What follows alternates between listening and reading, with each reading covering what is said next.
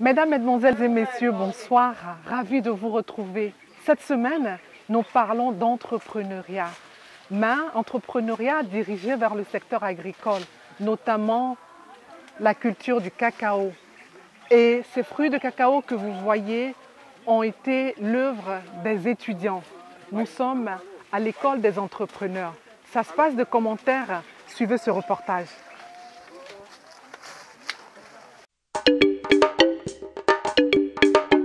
La Côte d'Ivoire est le premier pays producteur mondial de cacao avec environ 2 millions de tonnes par an.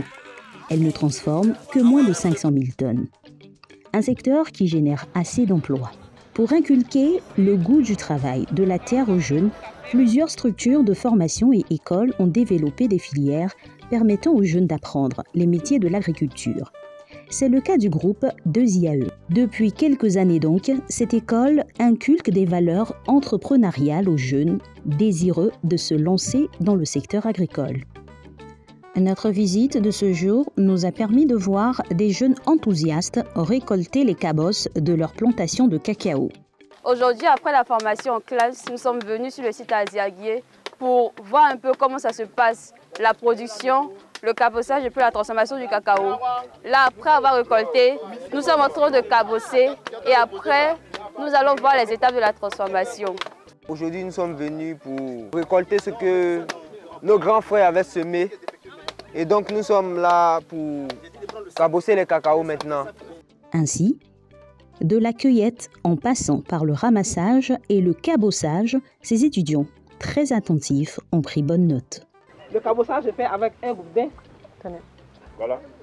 Ah, il y en a plein.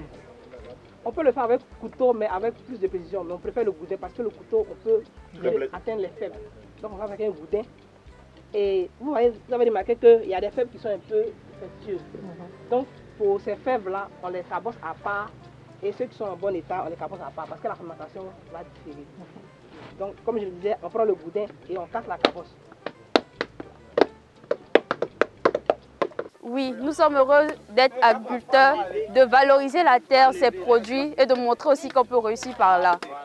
J'aimerais sensibiliser les autres étudiants, les jeunes, mais aussi ceux qui ne sont pas encore allés à l'école, qui peuvent venir à la terre, venir étudier les métiers de la terre et réussir par là. Pour le responsable de cette école, tout est possible quand on y met la volonté. Le secret, je dirais que c'est Dieu. Il y a Dieu dedans. Parce que je suis le concepteur de l'entrepreneuriat par l'action et non le verbe. Pratico-pratique. Du rêve à la réalité. On rêve. Mais il faut passer à l'action. Et l'action, c'est aujourd'hui, et je suis fier de mes étudiants parce que ce champ-là a été fait, réalisé par les étudiants il y a 3 ans de cela. Et je le disais tout à l'heure à ces étudiants, vous allez partir, qu'est-ce que vous allez me laisser? Ils ont dit, on va vous laisser le chocolat. Je pense qu'ils ont compris. Nous avons fini les 4 axes qui concernent l'entrepreneuriat. 4 à savoir la sensibilisation, l'information, la formation, la production ou l'insertion. 4e axe. Oui, c'est ça. Depuis 2001, je parle d'entrepreneuriat. Qui m'écoutait dans ce pays? Je donne encore rendez-vous à toute la jeunesse de Côte d'Ivoire d'ici 10 ans. Si Dieu nous donne encore la vie de voir les unités industrielles greffées autour de cette université qui fait la fierté de la Côte d'Ivoire, la chaîne des valeurs. John Maynard Keynes a dit, épargne égale à revenu moins consommation. C'était bus parabus, toujours égal par ailleurs. Si on maintient le R fixe et la consommation augmentant, on finira par désépargner. Or, c'est l'épargne qui va booster l'investissement. Et je pense qu'en créant cette université, nous avons créé des emplois directs et indirects à Azaguié. Je crois et je pense que l'entrepreneuriat c'est la porte d'entrée dans une économie émergente. On ne devient pas émergent avec 2 ou 3 entreprises. Ce sont les entrepreneurs qui créent des entreprises, qui créent la richesse, qui créent la valeur ajoutée. C'est pour ça qu'il faut célébrer les entrepreneurs. Il faut souligner aussi qu'à côté du cacao, les étudiants font plusieurs cultures, dont la tomate, le piment, la banane plantain et également la formation à la production animale, notamment l'élevage de bœufs, poulets et la pisciculture. Nous donnons une formation complète, une formation théorique qui a lieu dans les salles de classe. Et en plus, grâce à ces structures qui sont appropriées pour leur formation pratique, nous avons plusieurs séances pour leur permettre de manipuler le poisson, de les pêcher, de les voir et de les toucher en fait. Alors, à l'heure actuelle, nous avons le Tilapia nilotica, c'est le Léochromis niloticus, le nom scientifique. Et nous faisons la reproduction de ces poissons, ça veut dire que nous sommes autonomes, nous les sexons, juste pour que les étudiants apprennent à faire la différence des sexes.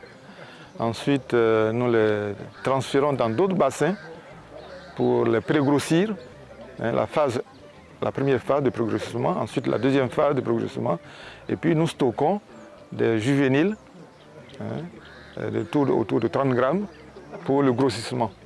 Et là, avec l'alimentation, on les pousse jusqu'à la taille marchande, autour de 400-500 grammes, autour de 5 mois, 4 à 6 mois.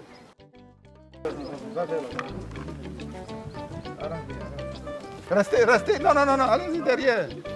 Reculez. C'est la corde des flotteurs. Allez-y. La corde des flotteurs.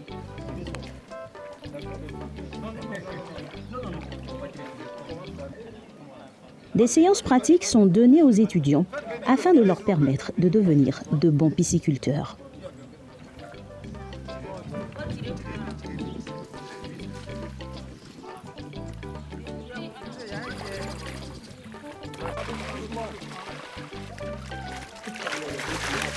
Ça va.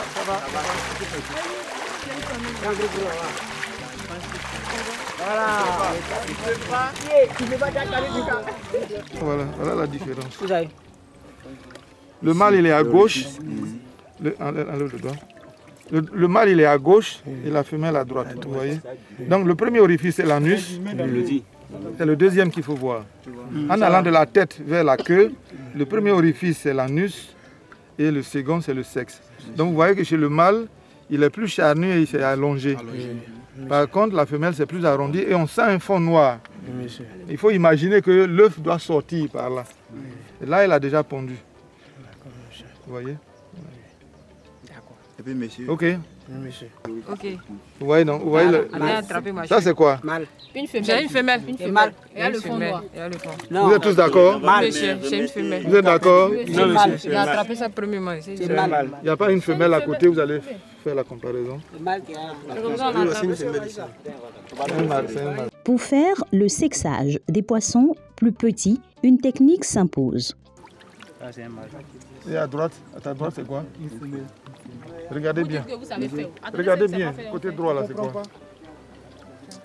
Bon, le bleu. Le bleu de méthylène. Côté droit.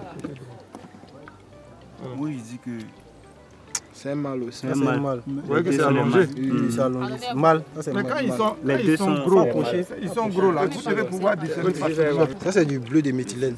Ça permet de faire le sexage des alevins. Parce que quand ils sont encore jeunes, le sexe est difficile à trouver. Donc on met le bleu de méthylène comme ça, ça fait mieux apparaître le sexe. Donc c'est grâce à ce bleu de méthylène qu'on permet de connaître le sexe de mâle ou femelle. Quand ils sont encore au stade d'alevinage, c'est-à-dire qu'ils sont encore jeunes. Selon le consultant en aquaculture et pêche continentale, Roland Aki, la pisciculture offre d'énormes débouchés. Il faut disposer d'un site, donc une parcelle.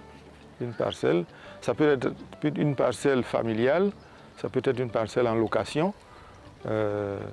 Quand le site est choisi, on va faire la prospection par les services d'encadrement ou bien par un spécialiste. Et ensuite, on va élaborer un projet, donc faire une étude de faisabilité. Bon, cette étude peut être soumise à la recherche d'un financement. Il y a des structures actuellement qui accompagnent des projets, des jeunes qui sont formés, qui sont qualifiés. Et puis, on va exécuter, on va construire la ferme et l'étudiant qui est devenu un opérateur économique va exploiter justement cette structure qu'on a mise en place. Il faut aussi souligner que la Côte d'Ivoire a mis en place beaucoup de structures pour faciliter l'implantation ou la création de fermes. Par exemple, il existe des fermes agréées qui produisent des alevins, qui produisent des juvéniles. Ensuite, il y a aussi des instituts de recherche qui travaillent en partenariat avec toutes ces structures de développement, le CNRA. Et bien sûr, il y a aussi des structures d'encadrement. Donc tout cela permet d'orienter les jeunes vers une production de poissons. Alors, comme je l'ai dit, c'est une filière agricole. Le programme a élaboré de telle sorte que ces étudiants aient une formation pluridimensionnelle. Donc, connaître la pisciculture leur permet, étant dans des entreprises agricoles où il y a la possibilité de faire de la pisciculture, leur donne aussi l'occasion de pouvoir pratiquer ce qu'ils ont appris. Ils ont la possibilité aussi de se spécialiser à leur sortie d'ici, faire d'autres cycles supérieurs. Ils peuvent aussi élaborer des projets pour créer des fermes. Et bien sûr, avec l'encadrement technique, ils peuvent établir des fermes et puis produire du poisson dont la demande est très forte. Et ce sont des débouchés qui leur sont offertes. Et ainsi, s'ils prennent au sérieux leur formation, ils peuvent plus tard devenir des producteurs de poissons.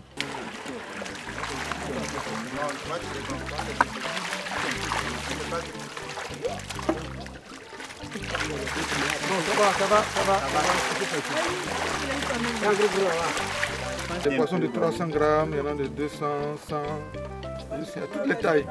C'est un mélange de toutes les tailles. Je plonge un peu dedans.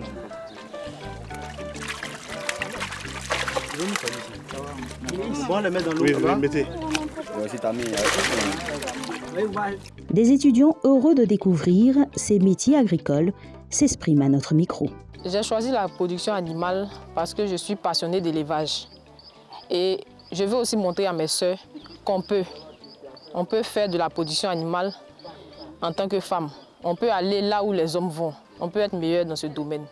J'ai beaucoup appris dans plusieurs domaines. Dans toutes les matières d'élevage, on apprend beaucoup et surtout en entrepreneuriat aussi. Ça me permet de m'installer demain.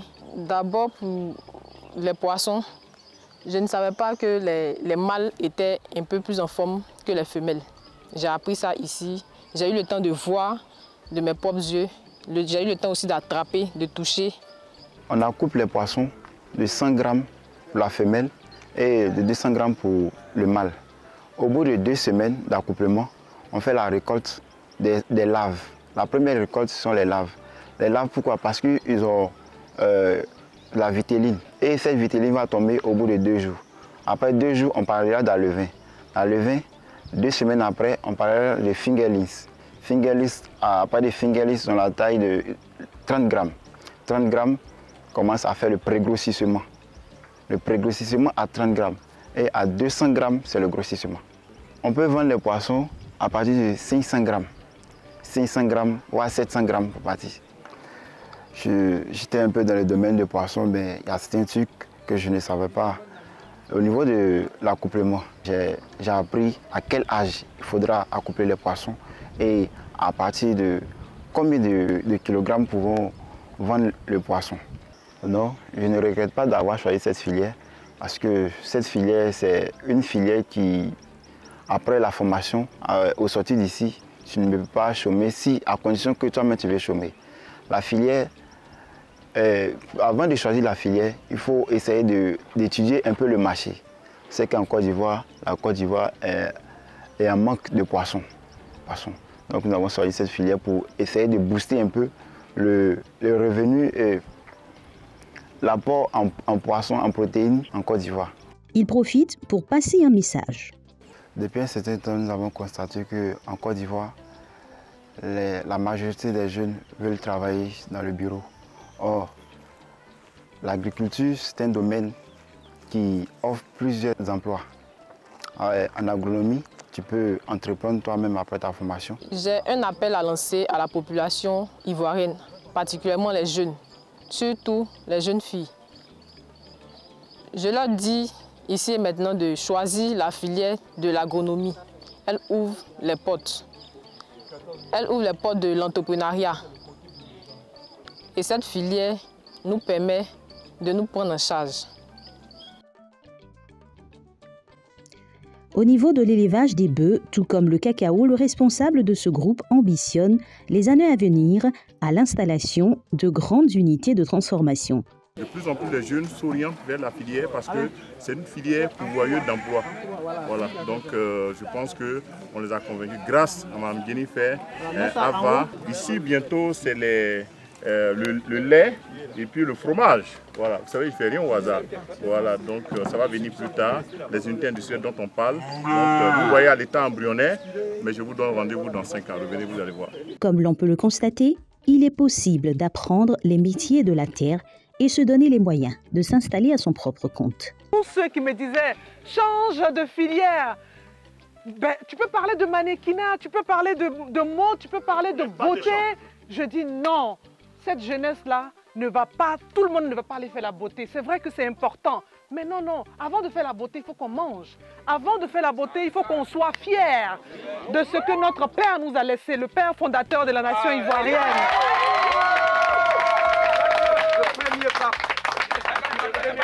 Et nous sommes ses disciples, nous marchons dans ses pas et cette jeunesse a compris que nous allons être un peuple indépendant si nous sortons de la précarité grâce à notre agriculture.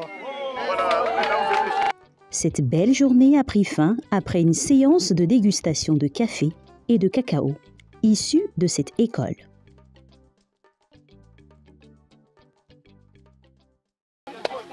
C'est dans cette belle ambiance que prend fin notre émission Braves paysans de ce jour au temple de l'entrepreneuriat avec cette relève dynamique. Vous voyez le travail de ces élèves qui ont été formés. La formation s'impose également dans le secteur agricole. On ne retourne pas à l'agriculture parce qu'on est délaissé de la société. Cette jeunesse a eu le choix. Elle a décidé de s'orienter vers le secteur agricole. Nous leur disons bravo, rendez-vous dans 15 jours. Vous voulez apprendre le secteur agricole? Rendez-vous au Temple du Savoir. Que Dieu bénisse la Côte d'Ivoire, vive l'agriculture. Bye bye.